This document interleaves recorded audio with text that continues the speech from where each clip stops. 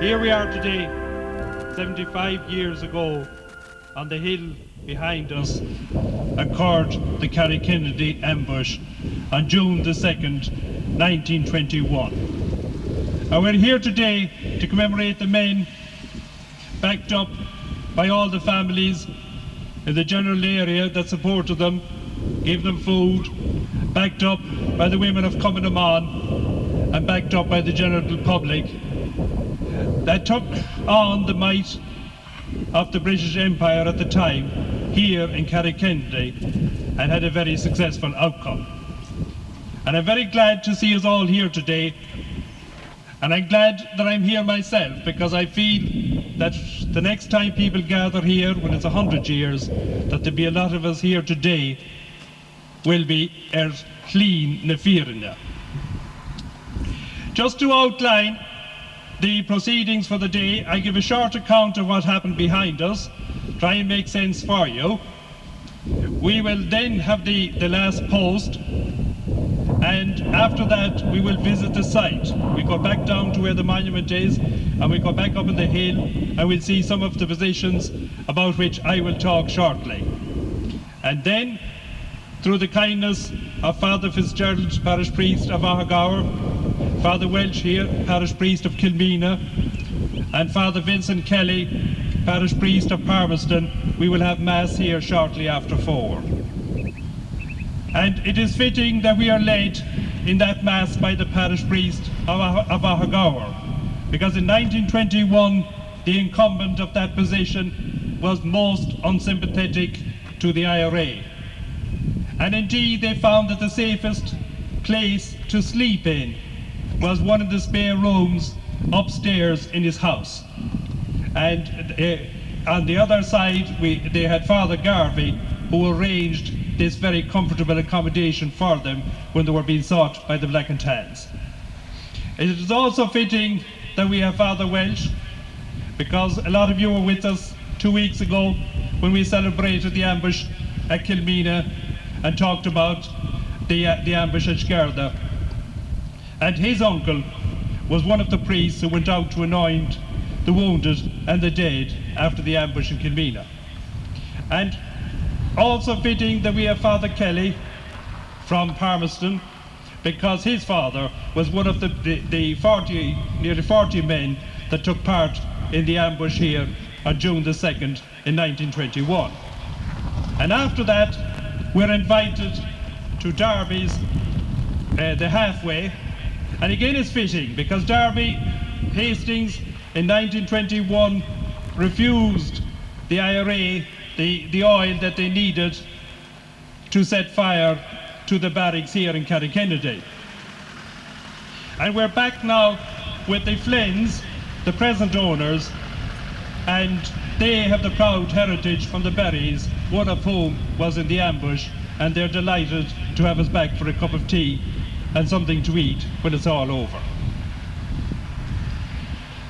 I also like to thank 3 sponsorships that I got for any expenses arising out of today, and the 3 good Ahagaur businesses, Jimmy Duffy Garage in Knockruski, Paddy Muldoon, the insurance business in Westport, and Sean Langan of Country Fresh. I'd also like to thank the Westport Town Band for coming here today. If we were celebrating something in the 20s or 30s, Cushlock would have its own band. And it is pitiful to see that we would read all the old accounts, Kilmina, all the bands, the fife bands that were around, pipe and fife bands, and now the only band that we have is Westport Town Band, and every one of us should support it in every way possible that we can, so that we continue to have that great source for the area. I'd like to thank the Army, who have come along here today under the to bear the flag, to present the colour, and to in the last post. And then I'd like to thank the Cushlock Community Council and Lenny Grimes for all the facilities that they have given us here today. And the 2 families on the site that we will be visiting shortly, the O'Malleys and the Mortimers, who give us free access to the site, because a lot of people, particularly farmers nowadays, get tired of people walking over their lands and all the rest of it, and they have no problem with us and going up and seeing the site and getting a good idea of what actually happened. I'm not going to the background because I gave you all that in Kilmina, but our history goes back. We're supposed to be great at remembering, and I said that the things that influenced the people in the flying column would go back as far as 1798, when the French landed in Killala and all that happened afterwards. In the times of the famine, when over a third of our population died and very little seemed to be done for them. In the movement of the Fenians, and in the execution in May 1916 of Major John McBride. And so, shortly after that, we get active service units set up in this general area. And they start on a campaign of burning the various barracks around the place so that the police have to retire to the towns. The first major ambush was the one at Clogher Cross, and as I described that in Kilmina, it was a bit of a fiasco, and they were looking at both sides that they didn't shoot each other. In the 6th of May, we had the ambush at Islandady, and where the party that was cutting the road to prevent any other help coming from Castlebar were surprised, and 2 of them were killed, Lally and O'Malley. And then we had the ambush in Kilmina, where anything that could go wrong for the day seemed to, and at the end of the day, Seamus McKevley, Tom O'Donnell, John Collins and Pat Stanton lay dead or dying in the fields of Knocknabola and Clooneen. And Paddy Jordan died later, less than a month later, in hospital. And then we had the skirmish at Garda with the again surrounded, and after a heroic battle they escaped, but there was one death, Jim Brown of Kilmina. And it would be true to say that the men of the flying column after Kilmina were at a fairly low beat. But in this short few weeks, they managed to regroup, and they found themselves on the 1st of June. They burned the barracks at Drummond and retired to Claddagh.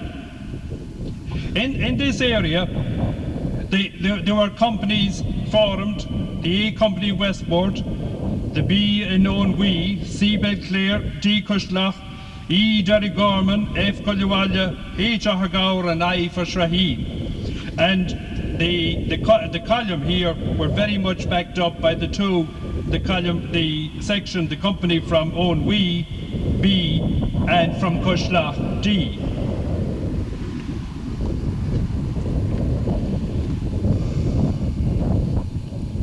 Lining up behind us in the hills on the 2nd of June were the members of the 1st and 2nd Battalion mainly, with one from Castlebar.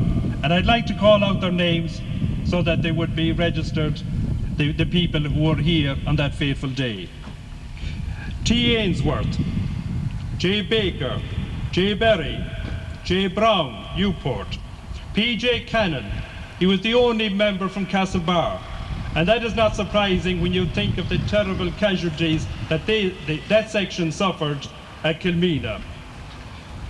J. Connolly from Newport, P. Corcoran from Newport, Barry Crine, J. Doherty, 2 brothers, John Duffy and Pat Duffy. Their mother would leave a white apron out on the bush when it was safe for them to return home. And many times their house was raided. Their father came home on the eve of this ambush and found the house being raided, and he was in his bed and he said, "I'm an American citizen," because he has spent most of his time in America, "and I get up for no son of a gun." J. Flaherty, A. Gallagher, D. Gavin, J. Gibbons, J. Harney, T. Heavey, Tommy Heavey, he was just gone 16 years of age, E. Hogan, Rick Joyce, he's the only surviving member today. He's in his 90s, he's in Chicago. I talked to him a few nights ago, and he is with us in spirit here today. J. Kane, J. Kelly from Newport, P.J. Kelly, Michael Kilroy, their leader. Michael Kilroy, brave and fearless. Tommy Kittrick, Butch Lambert, who's referred to in some of the records as being their cook at times. J. McDonough, Larry McGovern from Newport, P. McNamara, John Madden, the doctor, Brodie Malone, who was one of the section leaders here and played a very important part, Willie Malone, Ned Moan, J. Moore Newport and E. Murray Newport, Im Naughton, Joe Ring, who was number 2, and Dan Sammon and J. Welch. And these were the men that lined up in various spots around this hill. And very briefly, to my left, over here, were more or less the Newport section. Right behind me would be, behind the Cushlach Hall, would be a section under Joe Baker. And further to the right, where the statue is, would be a section under Johnny Duffy. Michael Kilroy and Dr. Madden and Joe Ring, when they heard that the lorries had gone out from Westport to Leanon, knew they would be coming back. When they got the message, they were billeted in Cladda, and they rushed hurriedly to pick their positions on this site. There was some difficulty about it, and Michael Kilroy and Dr. Madden and Joe Ring went further on towards Westport to the next hill, that they felt that there might be some advantage to that one.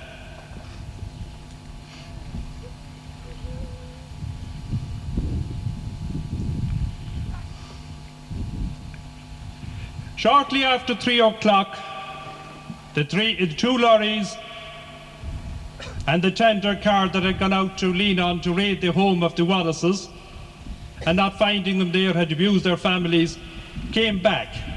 Now the normal setup was that the car went first and the 2 lorries followed, and the car would have quick exit out of an ambush site to get help. But for overconfidence or carelessness, they didn't reverse the position, and so coming back from Leanon, they were led by the 2 lorries and then by the car. The ambush, the battle started here shortly after 3 o'clock, and the first lorry came through, and it was stopped almost at the position where the monument is around the corner.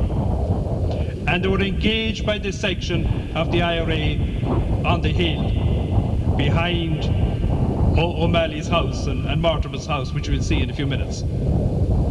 The second lorry stopped over here on the far side, nearly where the road is going back there to Drummond, and the car as well.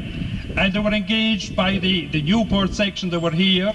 They tried to come up the back, up the Cladda road there, and that was put, an end was put to that very quickly by the men on the flanks. They then retired into a Widow McGreal, whose house is now gone. Again, below that sign that you can see there, and in the trees, was her house. And she was there with her kids, and they took over her house, and the IRA trained fire on the house for some time.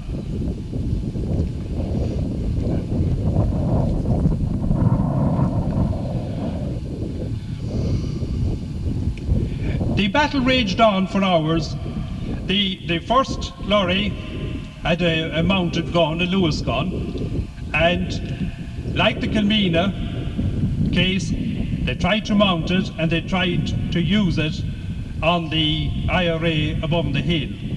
But with sharp marksmen, one who was Kane of Westport, on each occasion that a black and tan tried to fire from the Lewis gun, he was shot. And after 2 or 3 cases of that, they decided to give up. Michael Kilroy and Dr. Madden rejoined the group at this stage. Joe Ring parted company from them and decided to come up on the far side of the road and managed to have fire on them from that side and prevent them from retreating back towards Drummond. Michael Kilroy got worried as the day dragged on that a kind of a stalemate was developing and that reinforcements might arrive from Westport to Castlebar.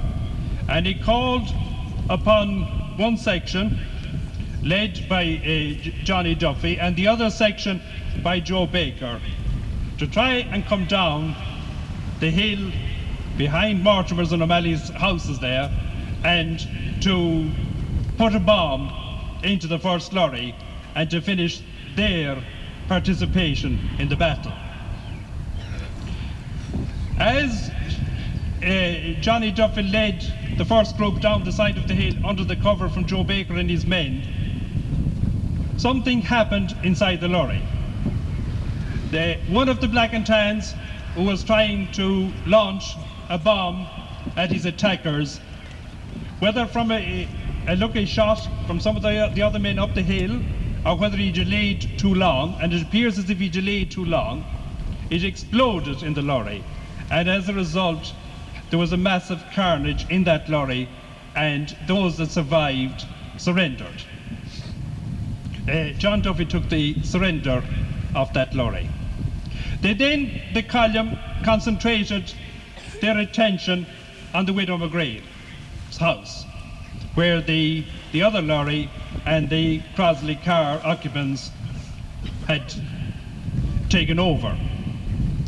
And they marched back one of the captured Black and Tans with a white flag to the house to demand surrender. And his comrades shot at him and everybody else, and they scurried back quickly to shelter. The Lewis machine gun, Jimmy Flaherty, when he saw it, he had the experience in the British Army, and his fellow men describe him as kissing this gun when he got it. And it was put together, and we're told trained on the Widow McGreal's house. And people have them, in some accounts, firing and all the rest of it, but we know that that didn't happen. That a few shots were fired in the general direction to get the message across. The people inside threatened that they would harm the Widow McGreal and her family. And Michael Kilroy then delivered a very clear message. He would give them a few minutes to come out, and then he would set the house on fire. And if any of the mother or her children were injured, he would shoot every one of them. And that definite message got home, and they surrendered. And at the end of the day, there were 12 Black and Tans dead on this site, 13 injured. The 2 lorries and the car were burned, and they captured over 25 rifles, 3 boxes of bombs, and the Lewis gun. And a successful outcome. Unlike Kilmena, Michael Kilroy set his men to help the wounded. And the contrast here was very striking and was commented on in papers like the Manchester Guardian, who up to that were writing about terrorists and hooligans and all the rest of it being followed by the forces of order in Ireland. And when they heard this story, they said, sure, they couldn't be terrorists, the way the injured Black and Tans were treated. And one of them up on the side of the hill here, it became necessary to visit the widow Sammon. And I don't think we should stand here without telling for a few seconds the story of the widow Sammon, whose house was way up the back of the ambush site. She was evicted from her site in 1898 to make way for a landlord's agent, Scahill. And she refused to leave the place. And at that time the National School was again where O'Malley's garage is today. And the neighbours built a little hut up against the side of the school and put her there. She was a widow with 9 children. And at frequent intervals, she would launch an attack on Scahill and his property. She'd pull up his cabbages, or she'd do anything she could. On one occasion, when they were at Mass in Cushla, there were no seats in the church in those days, and she knelt behind him, And at some stage in the mass, she produced her hat pin from her hat and she put it to use in his rear anatomy, and there was consternation. The result of all that was there was a police hut built here where we're standing now, with 3 policemen to protect Scahill. And they would go down to mass with them, and he would come out late at night and all the rest of it. One of the first things H Company did when they formed in Knockagore was they decided to right that wrong, and they visited Scahill in 1919, and they gave him 24 hours to get out, which he did. And the widow, Sammon, and her family were put back into her house. And she enjoyed the ambush. We're told that the bullets were flying through her thatch, and that she sat at the fire there with her Dugeen pipe smoking away. But when she was approached at the end to help, I think it was Inspector Donnellan, she demurred because she said, weren't they the people that loved me greatly? And it took quite persuasion from Michael Kilroy and his men that she would give the door of her house in order that the injured black and tan could be brought down onto the roadside and carried in by the men still surviving into Westport. The widow McGreal remarked when they were commiserating with her the condition of her door of her house, it was full of holes. She said, want to make the kitchen nice and airy. So we had 2 fine women on either side of this ambush, and I think that they epitomise the spirit of the people at the time.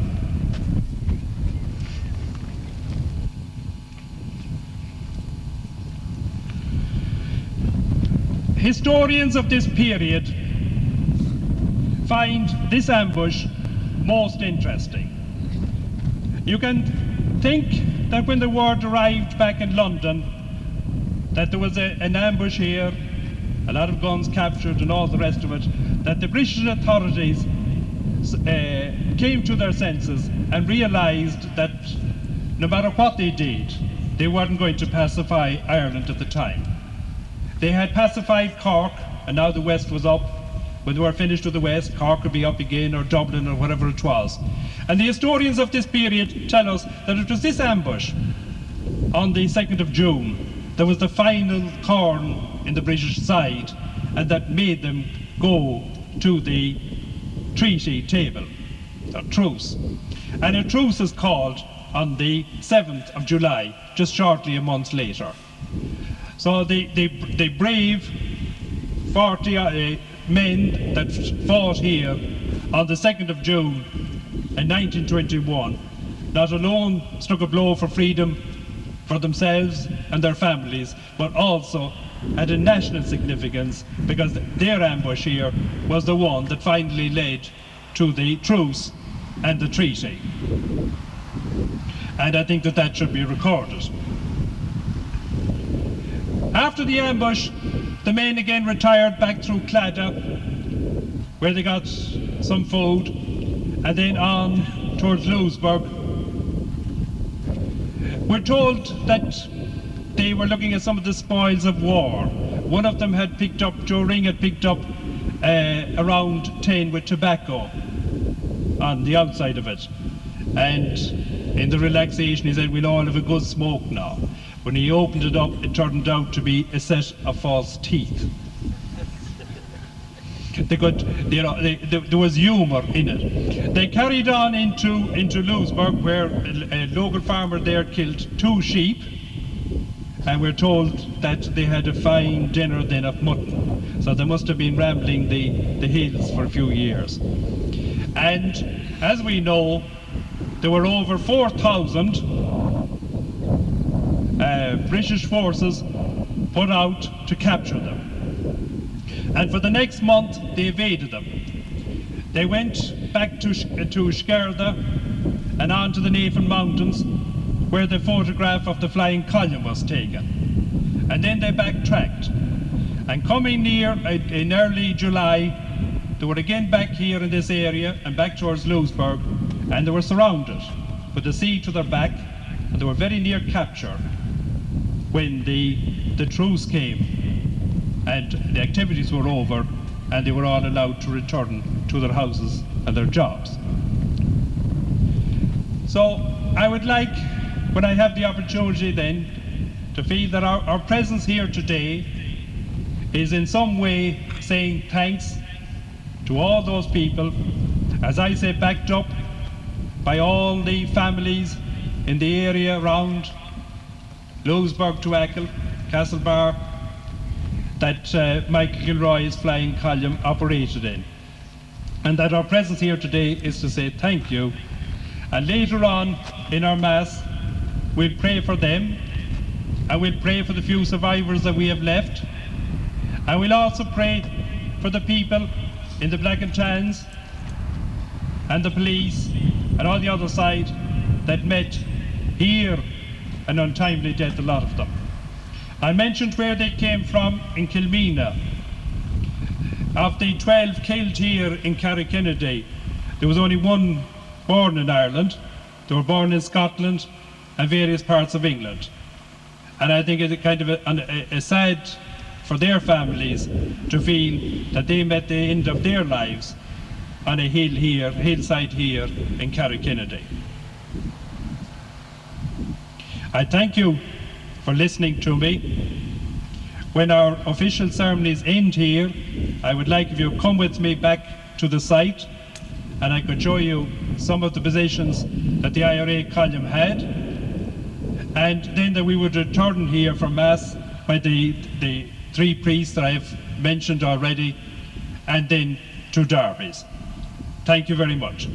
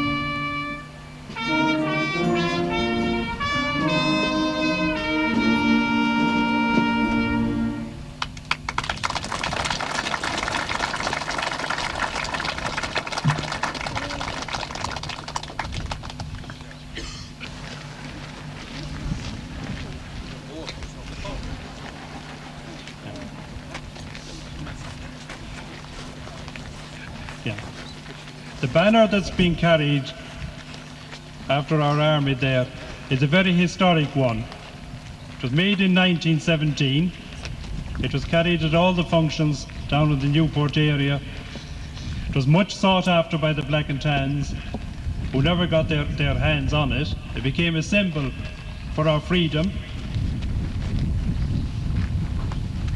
It has been preserved by the people down there, and particularly Jim O'Donnell, who's here today. And I think we owe him and his family a great thank you for having kept it safe down through the years.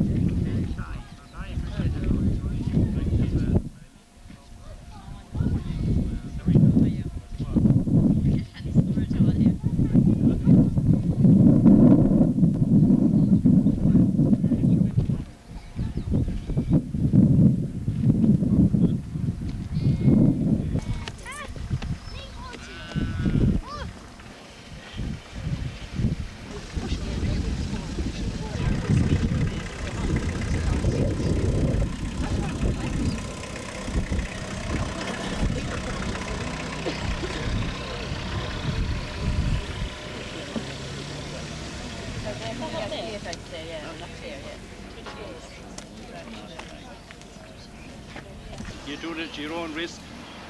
You break your ankles and all the rest of it. Stay on the thing.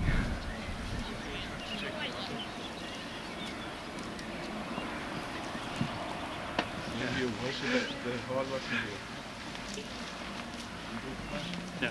If you kind of keep on coming down a bit, maybe. And just give people a view of that.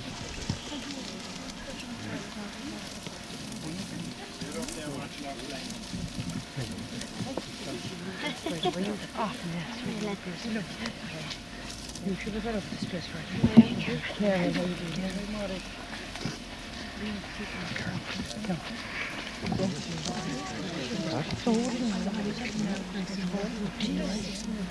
Some idea of the view they had. And in actual fact, very few of them are here.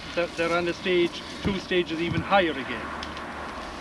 You see how they commanded the Lean Arm Road. There's no community hall there at the time now. There's a little hut, a policeman's hut, that they had already burnt. And you can see then that where the first building that you have there is the new school, National School, and the house. And then as we go around the corner, we would come to the Widow McGreal's and the old schoolhouse at the time. So up where the trees are there on the other side of the road was where they were in Widow McGreal's house. And when they got out, they tried to come in around the side, which was always a danger, that you have to protect your flanks. And Jimmy Flaherty and the Newport people, they were in this area here. They protected that well, and there was no movement. There was stalemate. The other men took the first lorry out there. And if you can see, there's a hill up here behind me, and behind that again is where the widow Sammon's house is. And it's there in ruins. And if you can imagine that the bullets were flying up through her thatch, that there was some activity on this here hill on the 2nd of June in 1921. But I think that it should not complete the story for you unless you came up even at this height to see. I brought many a group here from the Historical Society to this site, and one occasion I had a retired army officer, British Army, who had fought in the First World War, the Second World War, Aden. He had fought against the IRA in Limerick in the War of Independence, and I had a great difficulty getting him to come down off this hill because he couldn't see a better sight. And long after I had all the group down onto the bus to wherever we were going next, I had to come back up for heaven's sake come. And he was then in his 80s. Because from the army point of view. And when he heard the stories of what Michael Kilroy and the men had to do, and he compared it to what they had, If they felt ill or felt sick or something, there was a medical corps to look after them. There was a crowd to arrive and feed them at various stages during the day. If you were injured, you wouldn't lie like the Tourmakeity people for days in a ditch on the side of the hip with your arm blown off and all the rest of it. None of those. And down here, those that had rifles had bullets, 50 bullets per rifle. So what do you do? Do you shoot them all off, or do you take your time, or, you know? And those that had guns had 25 rounds. Against the army, they are coming at you who have as much as they want. So you have to think of all these things and see it, and then you get kind of the bravery of the men that were out here in 1921. All right? Now, a lady came to me after I spoke there, and she said that what I said about the Hastings, Derby Hastings, isn't true. And I want to make it very clear that anybody who was asked for anything from the IRA had a difficulty. If you gave it willingly, they came out the next day and they burned you down and the people around you. So most people, well, had a wink and a nod or whatever it was. You can't have it, but, you know, and they took it, by the way. Then they weren't collaborating, and then they weren't burned out the next day. And she tells me in actual fact that the occupants of the place weren't Hastings even then. So I'd like to clear that point. You know, I don't want to judge anybody 70 years later, whatever it is, anybody that was on any side. Last night I had a phone call from a nephew of Sergeant Coughlin. Now, Sergeant Coughlin was killed by the IRA a few months before this ambush out here, the first Carrowkennedy Ambush, as they call it, and he was killed. And his nephew hoped to be here with me today, but he's an old man and he cannot make it. So I mean, all these people, they're all human beings, all doing their own thing as they saw it, and we'll be praying for them all shortly down there. Thank you very much.